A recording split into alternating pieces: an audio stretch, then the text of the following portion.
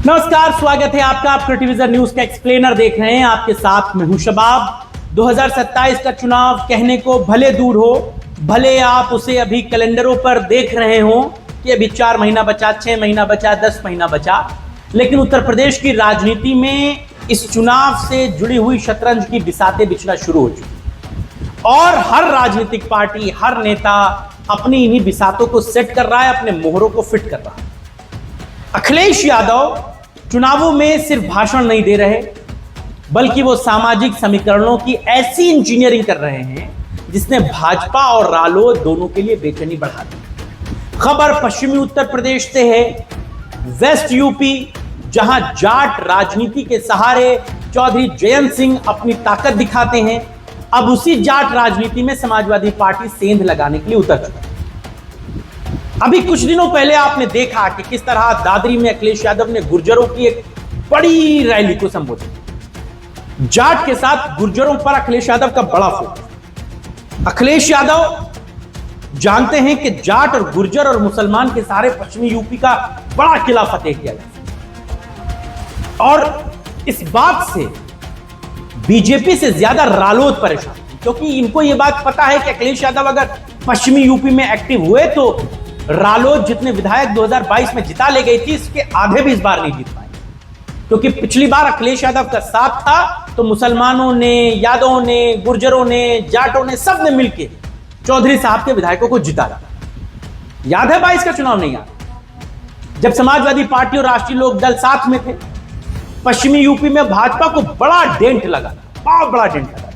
मुजफ्फरनगर, मेरठ, बागपत, शामली, बहुत सारी ऐसी सीटें थी जहां भाजपा की जमीन गायब हो गई और 24 आते आते जयंत चौधरी भाजपा के साथ चले गए।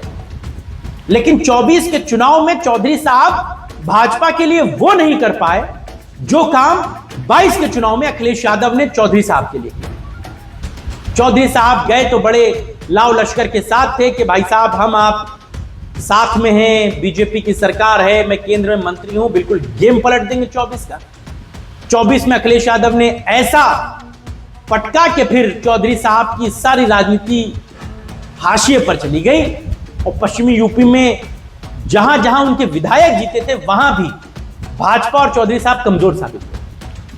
और अखिलेश यादव ये बात समझ गए कि अगर पश्चिमी यूपी में 27 जीतना है तो जाट वोट को सिर्फ जयंत चौधरी के भरोसे नहीं छोड़ा जा सकता। यही वजह है कि अब अखिलेश यादव जयंत चौधरी को उन्हीं की जमीन पर घेरना शुरू कर चुके। बागपत, जो चौधरी चरण सिंह और अजीत सिंह की राजनीतिक कर्मभूमि रही है, वहीं समाजवादी पार्टी ने जाट चेहरे मनोज चौधरी को जिलाध्यक्ष बना दिया। मनोज चौधरी वही नेता हैं जो छपरौली सीट से चुनाव लड़ चुके हैं, जिसे रालोद का मजबूत गढ़ भी माना जाता है। यानी अखिलेश यादव संदेश साफ दे रहे हैं कि अब सपा सिर्फ यादव मुसलमान की पार्टी बनकर नहीं रहे, वो जाट राजनीति के अंदर भी अपनी जगह बनाना चाहते। और सिर्फ बागपत ही नहीं, बल्कि जाट बहुल शामली जिले में भी सुरेंद्र सिंह ताना को जिलाध्यक्ष बनाकर सपा ने बड़ा राजनीतिक संकेत दिया। ताना साहब कैराना में जो चौधरी परिवार है उनके बड़े करीबी रह जाते, बहुत करीबी कहे जाते, और मनोज जी डिंपल यादव के बड़े करीबी कहे जाते। दिलचस्प बात यह है कि सुरेंद्र सिंह कोई पुराना संगठनात्मक चेहरा नहीं है, बल्कि उन्हें सीधे जिलाध्यक्ष बनाया गया और राजनीतिक गलियारों में इसी बात की चर्चा है कि उनकी नियुक्ति के पीछे इकरा हसन और नाहिद हसन का प्रभाव भी। उन्होंने भी अब सिर्फ यादव मुसलमान की पॉलिटिक्स से किनारा किया। यानी समाजवादी पार्टी अब पश्चिमी यूपी में जाट मुसलमान समीकरण को नई ताकत देने में जुटी हुई।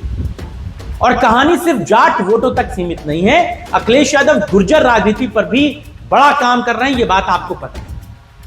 मेरठ में धर्मवीर सिंह गूमी को जिलाध्यक्ष बनाना, राजकुमार भाटी को लगातार तवज्जो देना, दादरी रैली में गुर्जर एकजुटता का संदेश देना और सहारनपुर की रुद्रसेन फैमिली को लगातार संपर्क में रखना, ये सब महज इत्तेफाक नहीं है, बल्कि 2027 की लड़ाई पूरे फुल प्रूफ प्लान के साथ। अखिलेश यादव ये बात समझ चुके हैं कि भाजपा को रोकना है तो सिर्फ MY फैक्टर से काम नहीं चलेगा। उन्हें जाट भी चाहिए, गुर्जर भी चाहिए, दलित भी चाहिए, मुसलमान भी चाहिए और तमाम वो सारे लोग चाहिए जो उन्हें चुनाव जिता सके। यानी समाजवादी पार्टी अब नई सोशल इंजीनियरिंग के रास्ते पर चल पड़ी और यही चीज भाजपा और रालोद दोनों के लिए खतरे की घंटी बनी, क्योंकि अगर पश्चिमी यूपी में जाट वोट का एक हिस्सा भी जयंत चौधरी से खिसक कर सपा की तरफ गया तो 27 में भाजपा का पूरा समीकरण चौपट हो जाएगा।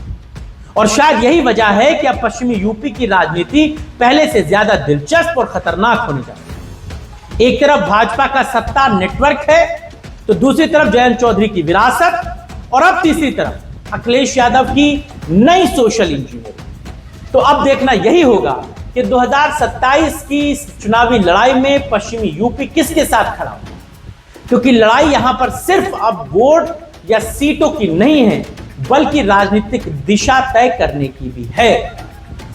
अखिलेश यादव अपनी सोशल इंजीनियरिंग के फॉर्मूले पर कितना सफल हो पाएंगे, इस पीडीए की राजनीति में हर वर्ग को जिम्मेदारी देने के इस फॉर्मूले को अखिलेश यादव कितना हिट करा पाएंगे, और क्या पश्चिमी यूपी में चौधरी साहब की सियासत हाशिए पर चली जाएगी, क्या चौधरी साहब उतनी सीटें भी बीजेपी से ले पाएंगे जितनी सीटों पर अखिलेश यादव ने उनके विधायक जितवा दिए।